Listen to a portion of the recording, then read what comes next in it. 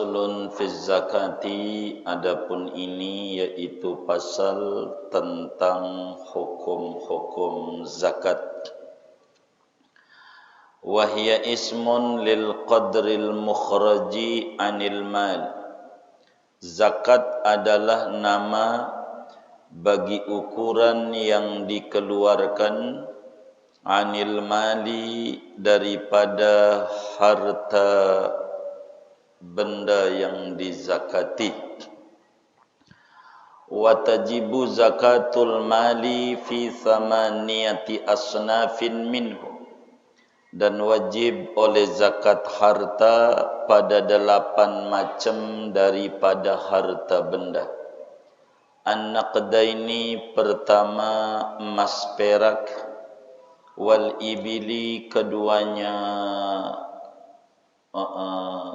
unta, wal baqari, sapi, wal ghanami, dan kambing, wal quti, dan makanan pokok, wat tamari, dan kurma kering, wal ainabi, dan anggur kering. Wallahu a'lam. Kita bedah dulu. Bapak, Ibu, saudara-saudara sekalian, sesudah kita membahas panjang lebar tentang rukun Islam yang kedua, yaitu salat, maka mulai pasal ini akan kita bedah tentang rukun Islam yang ketiga, yaitu tentang zakat. Zakat, saudara, dalam Al-Quran puluhan ayat digandengkan dengan salat. Aqimus shalah wa atuz zakat.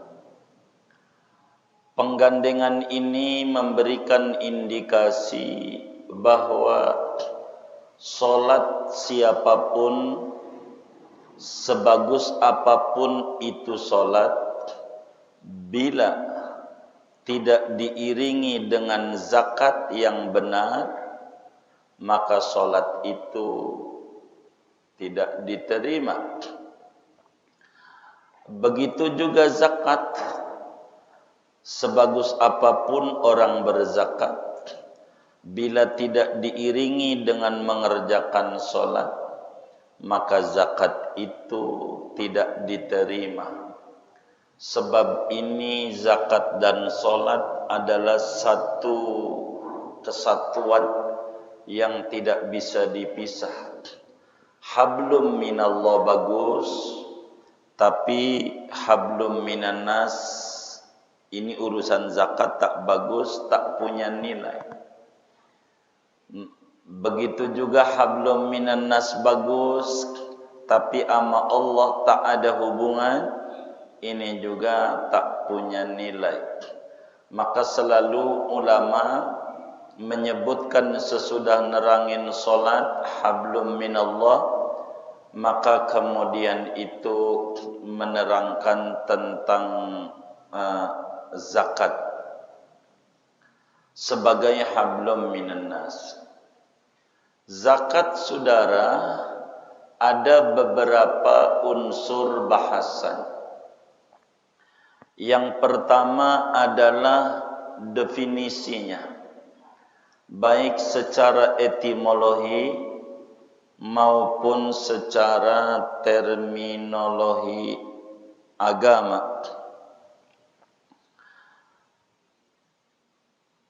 Begitu juga ada hukum dan ada benda-benda yang wajib dizakati dengan materi-materi kepada siapa yang berhak menerimanya. Nah, berbicara zakat, secara bahasa zakat memiliki banyak makna. Tapi yang terbesar daripada makna zakat ada dua secara bahasa. Pertama, maknanya adalah bertumbuh kembang. Bila zakat itu diambil dari kata-kata zaka, yazku, zakatan, maka maknanya an-numu. Zakat itu artinya secara bahasa bertumbuh kembang. Sehingga harta yang dizakati, pastikan harta itu akan bertumbuh dan akan berkembang sehingga makin banyak dan makin banyak harta bila orang itu berzakat dengan benar. Sebab zakat mengandung arti bertumbuh kembang dalam tinjauan etimologi. Kedua, zakat itu artinya mensucikan. Bila ini diambil dari kata zakka yuzakki tazkiyatan. Ini artinya at-tathhir, membersihkan. Dalam Al-Quran, pada surat Taubah Allah menjelaskan, khudh min amwalihim sadaqatan tutahhiruhum wa tuzakkihim biha. Zakat itu membersihkan, mensucikan. Sehingga relevansinya dengan terminologi agama, orang dengan berzakat akan dibersihkan. Apanya? Banyak hal. Satu, jiwanya dari sifat bakhil dan menunjukkan kebenarannya tentang mahabbatullah. Jadi saudara, ketika seorang manusia muslim ditanya oleh orang, apakah Anda cinta kepada Allah? Maka dia bakal menjawab, ya, saya cinta kepada Allah. Nah, berbicara cinta kepada Allah ini bakal diuji oleh Allah. Salah satu ujiannya tentang zakat. Kalau benar kita cinta sama seorang cewek, maka apa yang diminta oleh cewek kita turuti. Berarti kita tulus kecintaannya. Ketika kita mengaku cinta kepada Allah, lalu Allah minta sama kita untuk mengeluarkan zakat, lalu kita kerjakan, maka Allah bakal berkata, Anda benar cinta kepada saya, sebab apa yang saya suruh Anda keluarkan, Anda keluarkan. Berarti benar kecintaannya kepada Allah Subhanahu wa ta'ala. Maka dalam zakat ini, saudara, di samping harta bertumbuh kembang, maka jiwa kita akan dibersihkan dari dosa-dosa batin semacam syuh dan bakhil, kepelitan, sifat pelit. Ini zakat. Fungsinya, zakat ini adalah mensehatkan keuangan, supaya keuangan kita sirkulasinya sehat. Maka Islam itu mengajarkan tentang konsep zakat. Dan Islam agama yang datang sebagai rahmatan lil alamin, tidak memberatkan pada umatnya. Agama semua ajarannya ringan, enak, mengenakan. Tidak ada ajaran yang memberatkan. Semuanya ajarannya ringan, tidak berat. Contoh, kurban. Antara kambing dan Samsung S9, mahal mana kira-kira? Ini yang jujur nih. HP amo kambing, mahal mana? Mahal HP. Motor amo kambing, mahal mana? Motor. Itu jawaban mulut.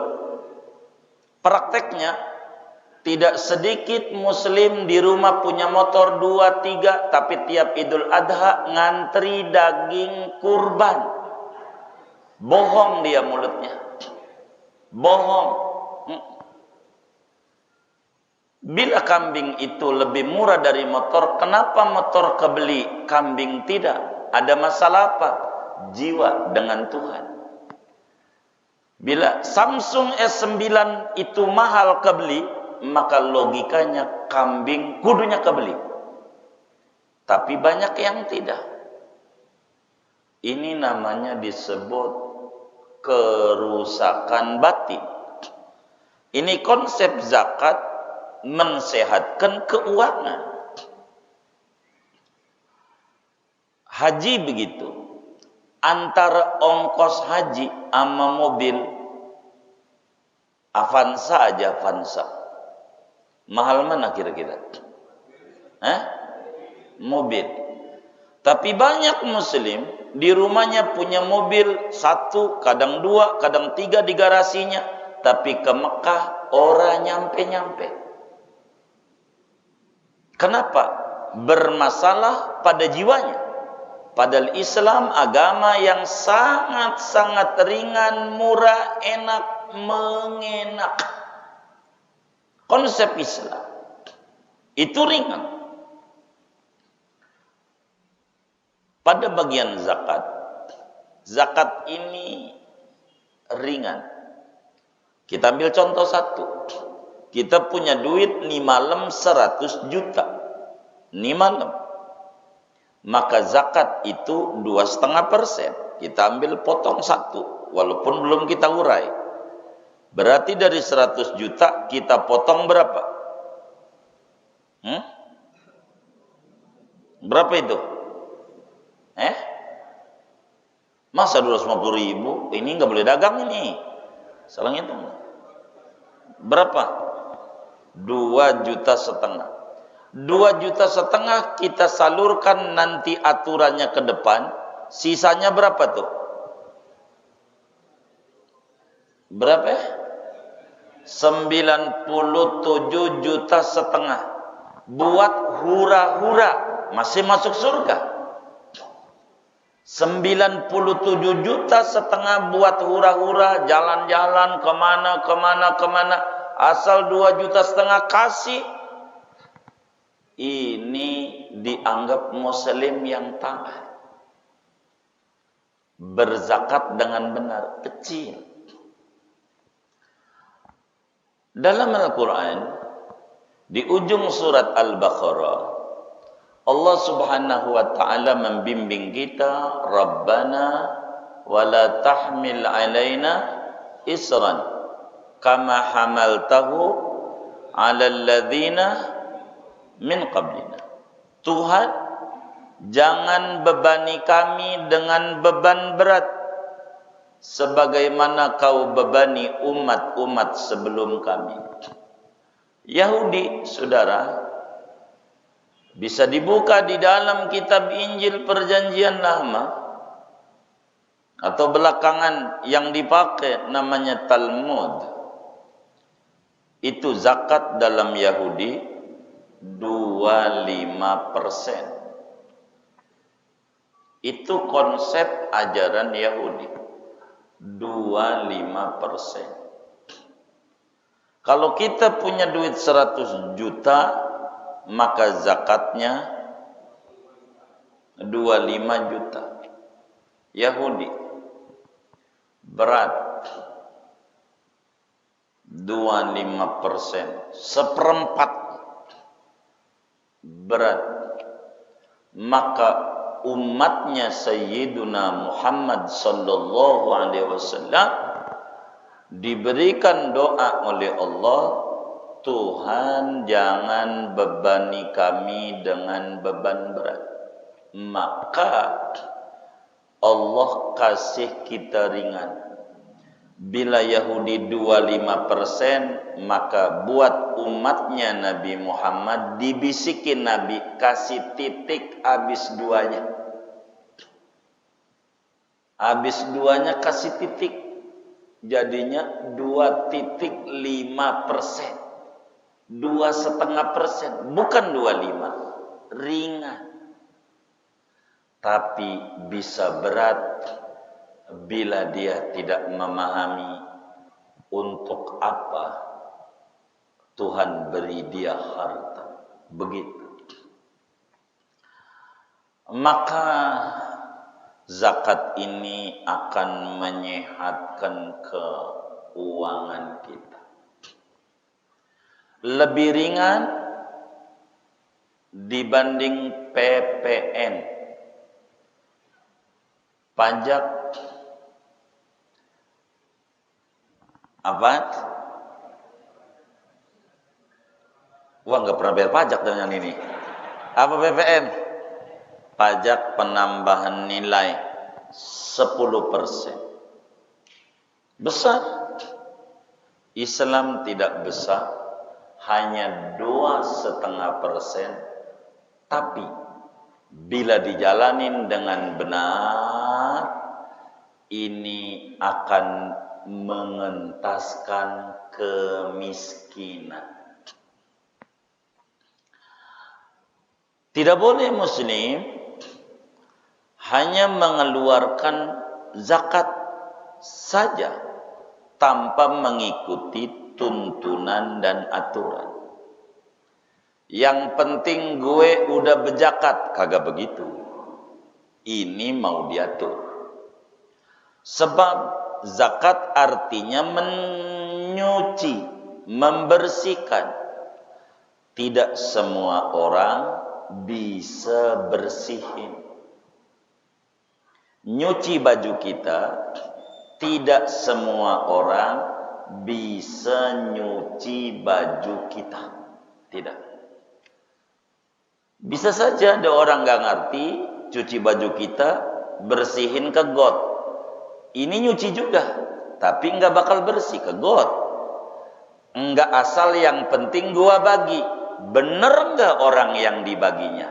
Kalau nggak bener, nggak bakalan muncul bertumbuh kembang dan tidak bakal muncul mensucikan. Karena bukan asal bagi, tapi akan diatur siapa kriteria orang yang berhak mendapatkannya. Ini bakal diterangi. Konsep zakat dalam Islam, Islam dihadapkan oleh dua kekuatan besar antara kaum kapitalis dan kaum sosialis. Bila kapitalis merengruk semuanya, terserah dia yang di atas. Sementara sosialis tidak boleh dia orang yang di atas megang semuanya, dikasih kepada orang. Konsepnya yang pada akhirnya bakal merugikan semua orang dari dua konsep itu, maka Islam diadakan hubungan mesra. Itulah konsep ajaran namanya zakat. Bahayanya tidak zakat, orang itu nanti harta yang tidak dizakati ini akan dirubah oleh Allah menjadi seterikaan yang untuk nyetrika dia, badannya, jidatnya disetrika gara-gara tidak zakat. Hadza ma kanaztum, ini harta yang Anda tidak zakati, yang Anda simpan. Quran bilang fatuqwa biha jibahuhum wa junubuhum hadza ma kanaztum. Bakal disetrika badannya lantaran dia tidak mengeluarkan zakat. Tidak mengeluarkan zakat ada dua. Pertama, enggak ngeluarin sama sekali. Kedua, ngeluarin tapi salah sasaran dan aturan. Itu juga sama, belum berzakat. Yang model kayak begitu. Tidak mesti di akhirat, masih di alam barzakh, masih di alam kubur sudah menjadi bahaya. Dijelaskan oleh Syekh Zainuddin Al-Malibari di dalam Irsyadul Ibad. Di zaman Imam Abu Sinan ada kiai mengajar, lalu kemudian diajak nengok tetangganya yang meninggal dunia, familinya. Di antara jamaah pengajian, ketika takziah lagi menangis terus. Lalu kemudian dihibur, sudahlah, kematian adalah satu kepastian bagi orang yang hidup. Siapa juga bakalan mati. Tapi ini orang nangis terus. Lama dia diam, sampai akhirnya dia diam, dia berkata, yang saya tangisi bukan kematiannya, tapi masalahnya kuburannya keluar api. Kok bisa? Dia bilang, saya itu ke kuburan nganter kemarin, tapi kemudian saudara saya menjerit-jerit di alam kubur, yang akhirnya saya enggak tega. Ada apa ini? Dia berkata, bukankah saya rajin ke masjid? Bukankah saya rajin sholat? Limadha uqasil azab? Kenapa saya ini bisa kayak begini siksaannya? Saya pengen nolongin kepada saudara saya ini. Kugali kuburannya, baru satu jengkalan, saya punya tangan gosong. Nih diunjukin, tangan saya gosong. Tuh. Kenapa? Setelah saya runut, saudara saya ini tidak benar berzakatnya. Maka orang yang tidak berzakat, jangankan di akhirat, masih di alam kubur saja sudah akan berat azabnya. Oleh karena itu akan diatur pada pasal ini tentang hukum-hukum berzakat. Bagaimana kita zakat? Ini jujur, ajaran zakat ini mendidik muslim supaya menjadi orang kaya raya. Maka siapa aja yang ngaji bab zakat, tandain tuh orang duitnya bakalan banyak. Pastiin itu, asal benar niatnya. Benar bagaimana? Jangan kita ngaji bab zakat, di otak kita muncul gue mustahik, bukan ya. Jangan itu. Itu namanya keliru dia. Gua mustahik, maknanya gua pengen miskin terus biar jadi mustahik. Salah dia. Maka orang ngaji bab zakat itu dididik oleh agama untuk menjadi orang kaya raya. Sebab bagaimana mungkin kita bisa ngamalin ajaran zakat bila kita tak punya duit? Maka ngaji bab zakat itu ada targhib, ada motivasi, ada dorongan dari agama supaya muslim menjadi pribadi yang kaya raya. Muslim, ini ajaran zakat. Quran menyebut harta, tidak menyebutkan mal. Lebih banyak menyebutkannya khairun, sesuatu yang bernilai kebaikan banyak.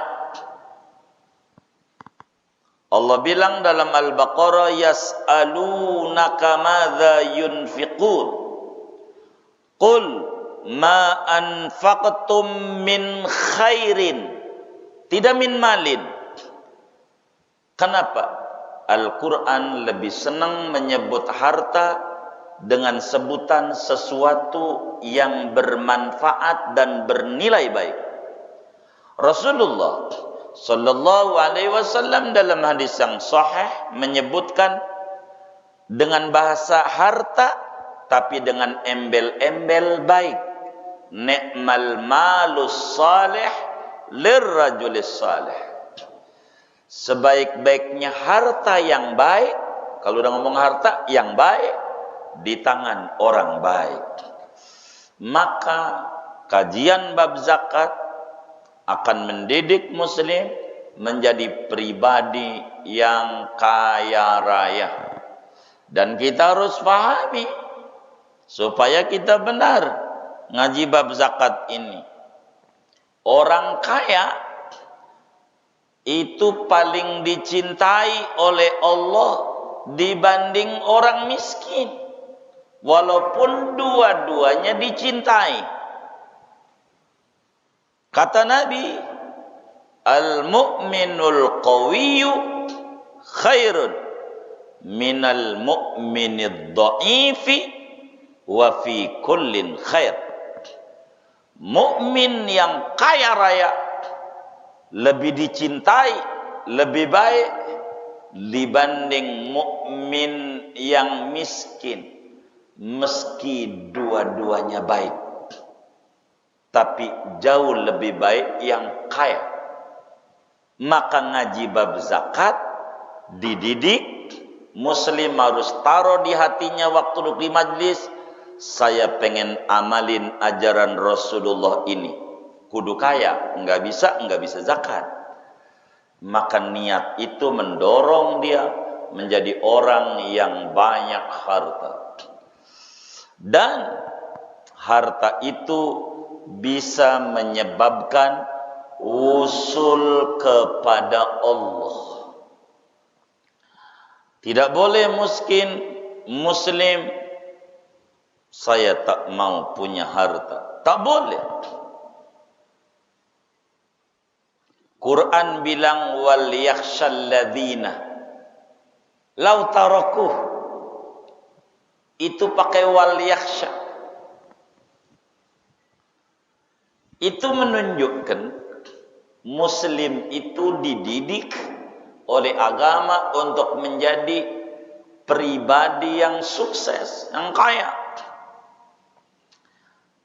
Kedua, saudara, orang kaya dan orang miskin masuk surganya duluan mana? Saya mau tanya nih. Orang kaya, orang miskin masuk surganya duluan orang miskin. Jadi saudara ini, orang Darul Falah ini pengen masuk surganya duluan apa belakangan?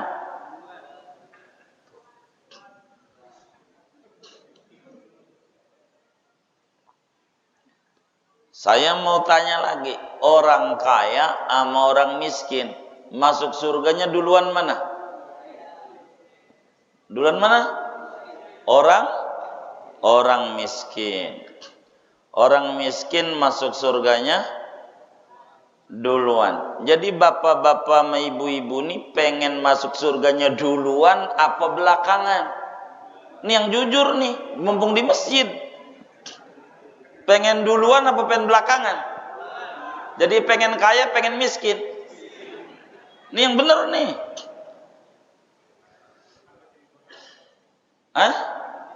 Iya, jadi pengen kaya, pengen miskin. Ini yang benar nih. Jadi saudara harus saya rapihin mumpung ngaji bab zakat. Orang kaya dan orang miskin masuk surganya duluan. Ini saya dandanin nih. Orang kaya dan orang miskin masuk surganya duluan. Kan udah saya salahin tadi, kok jawabnya bertahan sama yang salah. Ini saya benerin lagi nih. Orang kaya sama orang miskin masuk surganya duluan. Orang kaya. Orang kaya sama orang miskin masuk surganya duluan. Orang kaya. Begitu. Biar bener nih, jangan dicuci jadi pengen orang miskin. Begitu. Ini ngaji bab zakat. Orang kaya dan orang miskin masuk surganya duluan. Orang kaya masuk surganya. Itu yang benar. Duluan orang kaya. Maka muslim itu dididik untuk menjadi orang kaya, supaya masuk surganya duluan. Tapi saudara, di pintu surga duluan orang miskin. Ini yang kita harus pahami. Di pintu surga duluan orang miskin. Masuk surga duluan orang kaya. Pahami. Biar benar nih. Ini yang menyebabkan kita ini bertolak belakang doanya.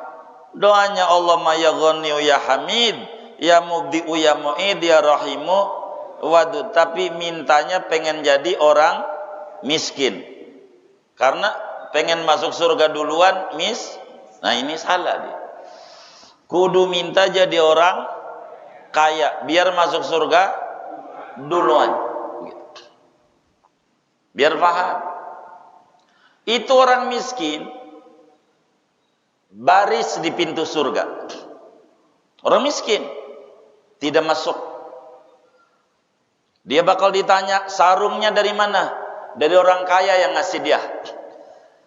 Dia kuat ibadah, dikasih zakat sama orang kaya. Masa dia yang dikasih sama yang ngasih masuk surganya duluan yang dikasih? Enggak bisa. Maka si miskin Tuhan, yang kaya-kaya bantu saya masukin surga duluan. Tuh orang miskin. Tapi dia belakangan. Dia nolongin yang kaya-kaya yang zakatnya benar. Maka dia di pintu surga, dia minta sama Allah supaya nolongin orang kaya.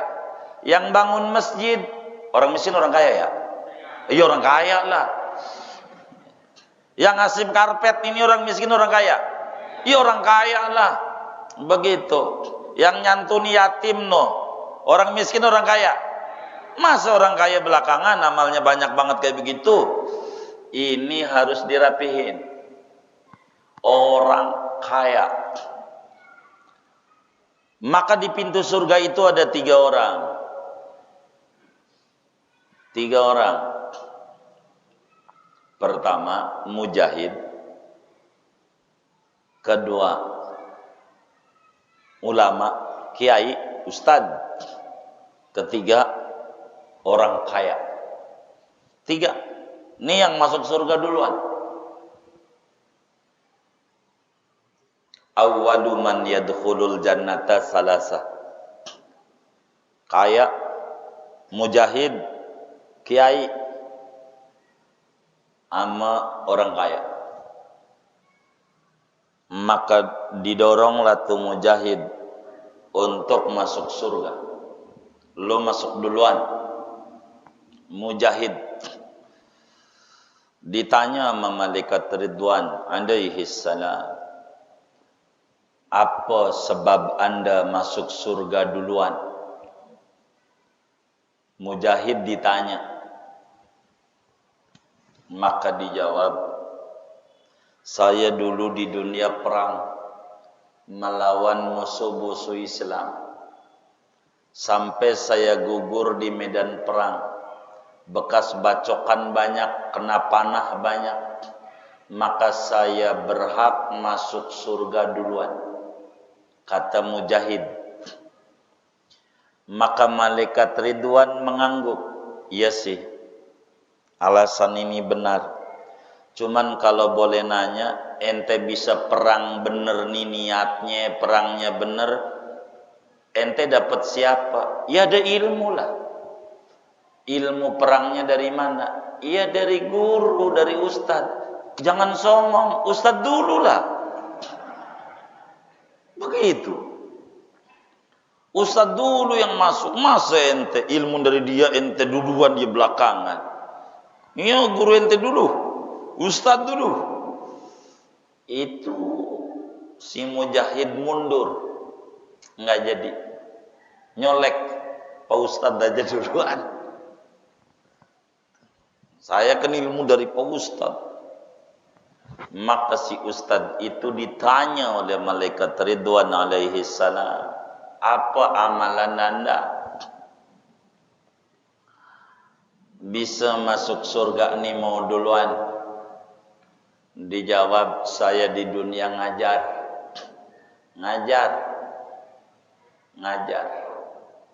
Maka saya berhak masuk surga duluan. Ditanya sama malaikat Ridwan, iya sih benar, kalau boleh nanya ngajarnya di mana? Di masjid. Itu yang bangunin teh? Kagak. Saya mau ngajar udah jadi masjidnya. Yang bangun siapa? Orang kaya. Ya dia duluan lah. Ente kan udah ini. Maka orang kaya itu masuk surga duluan. Kalau benar. Begitu kuncinya di benernya. Kuncinya di benernya. Maka diajarinlah konsep ajaran zakat. Supaya apa? Supaya jadi orang kaya yang benar. Yang kaya yang benar. Kita begitu. Jadi ngaji bab zakat itu dididik kita supaya niat minta sama Allah bisa ngamalin ajaran Rasulullah. Bukan syahadat doang, bukan sholat doang, bukan puasa dan haji doang, tapi kudu juga zakat. Maka kalau kita ngarepin jadi orang miskin, enggak haji, enggak zakat, maka kita disuruh dan dididik oleh Nabi untuk menjadi pribadi yang kaya. Maka Nabi ajarin sholat duha, Nabi ajarin baca waqi'ah, dan macam-macam. Kalau bongkar kitab hadis, itu supaya muslim jadi orang kaya. Ini diajarin faslun fiz zakat.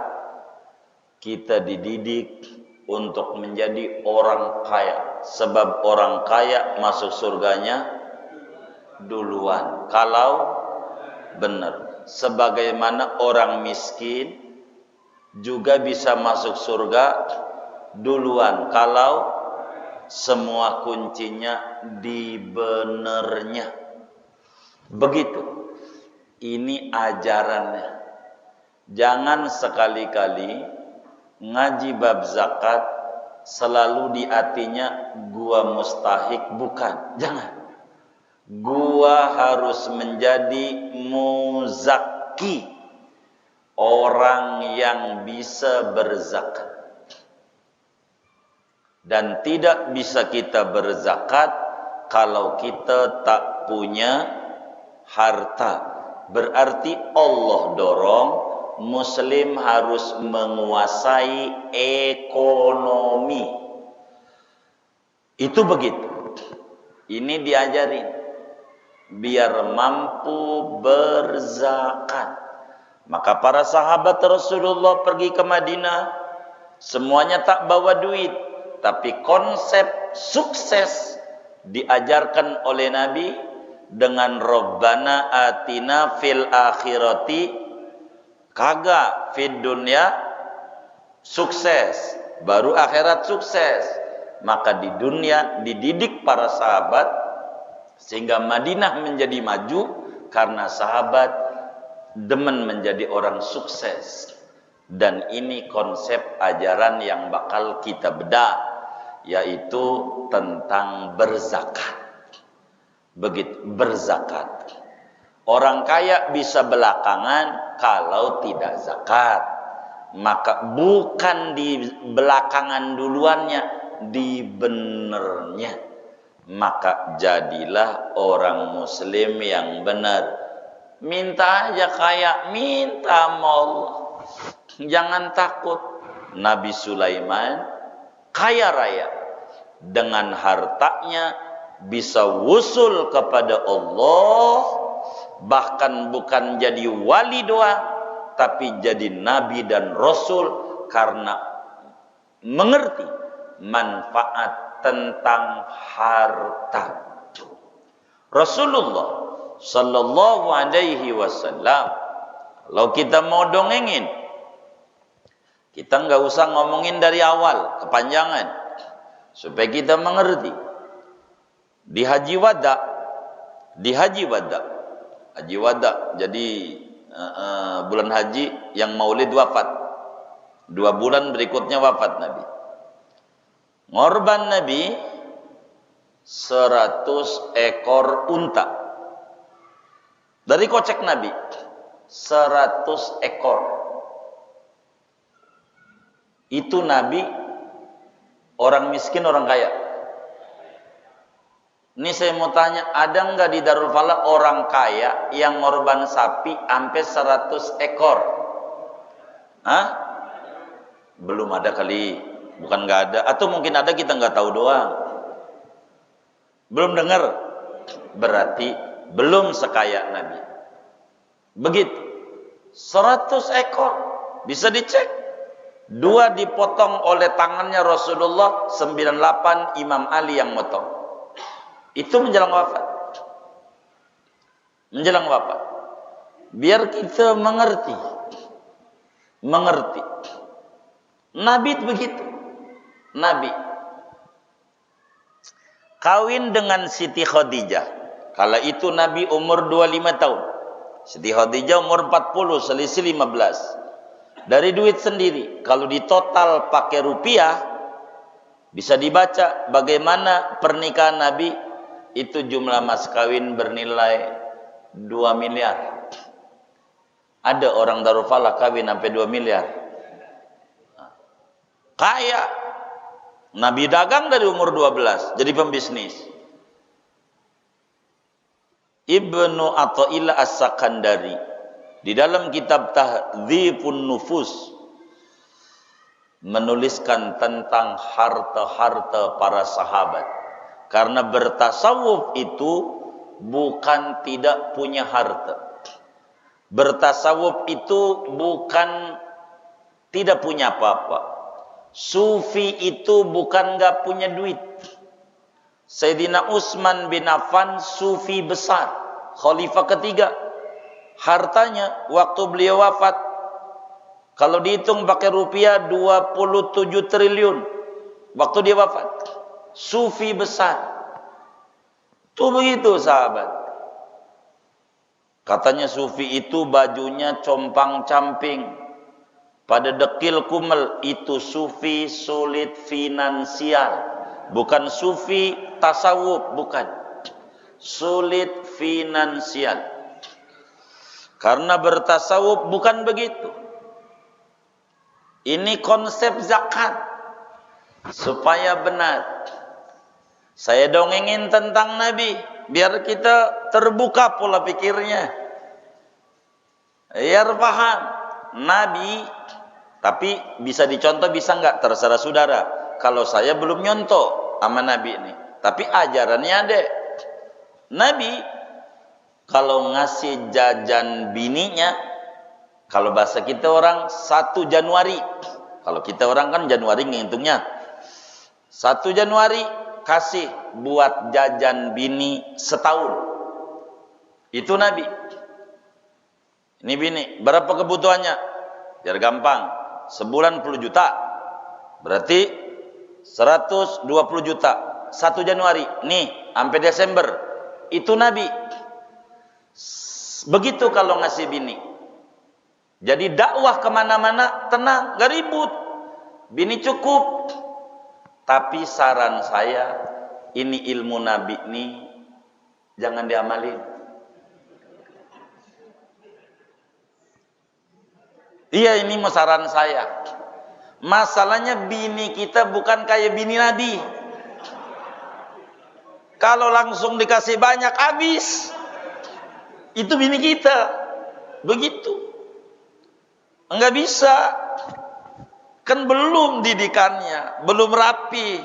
Nabi begitu. Bisa dibuka itu di kitab-kitab Ihya kayak. Bagaimana itu? Nabi itu kalau ngasih duit sampai setahun penuh. Ada nggak orang Darul Falah sampai begitu tuh? Oh, kaya Nabi itu. Begitu. Biar kita tahu itu. Kaya. Pribadinya nggak ada, tapi buat keluarga ada. Itu Nabi. Pribadinya enggak. Itu begitu. Dan itu bisa dibaca itu dalam kitab-kitab sejarah. Itu kayak begitu. Kita jangan dah 1 Januari ngasih sama bini. Ya Allah. Habis.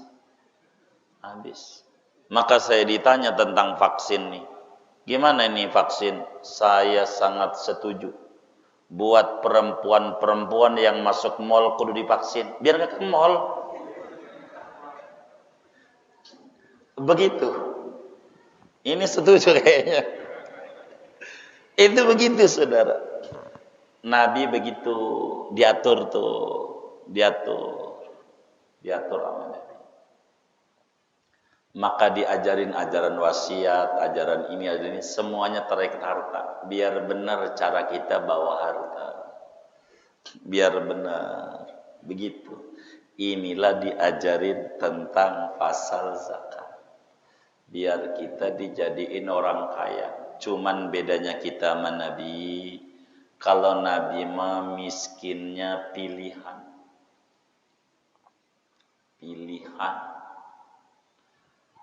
Ada satu amalan Rasulullah yang Muslim tuh kurang mau ngamalin. Padahal amalan itu enggak pakai puasa 40 hari enggak pakai wirid 1000 kali bacanya enggak, sekali doang habis sholat. Nabi selalu baca habis sholat 1 kali.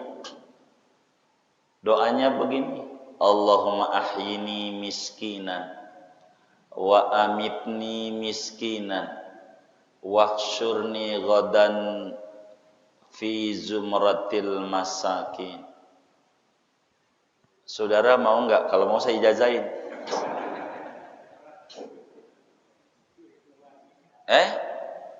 Loh, ini ajaran Nabi nih. Nabi itu habis sholat, ya Allah hidupkan saya miskin, wafatkan saya miskin, kumpulin di akhirat bersama orang miskin. Itu doanya Nabi. Mau nggak ngamalin ini? Saya kasih. Sekali doang nggak sampai 1000 kali. Kenapa nggak mau? Begini saudara, kita ngerjain sholat duha. Pengen apa? Kaya. Kita baca waqiah tiap malam. Pengen apa? Kaya. Kita baca sholat nariyah sampai 4444. Pengen apa? Kaya. Pengen kaya. Udah kaya belum? Tuh belum. Saudara minta kaya dikasih, minta kaya dikasihnya miskin. Dibalik doanya. Minta biar dikasih kaya, cuman takut manjur.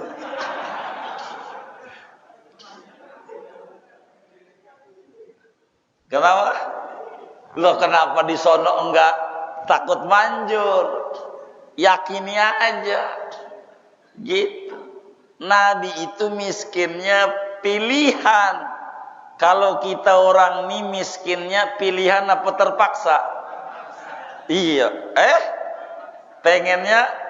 Nah, kalau pengen kaya kudu ngaji faslun fiz zakati. Begitu.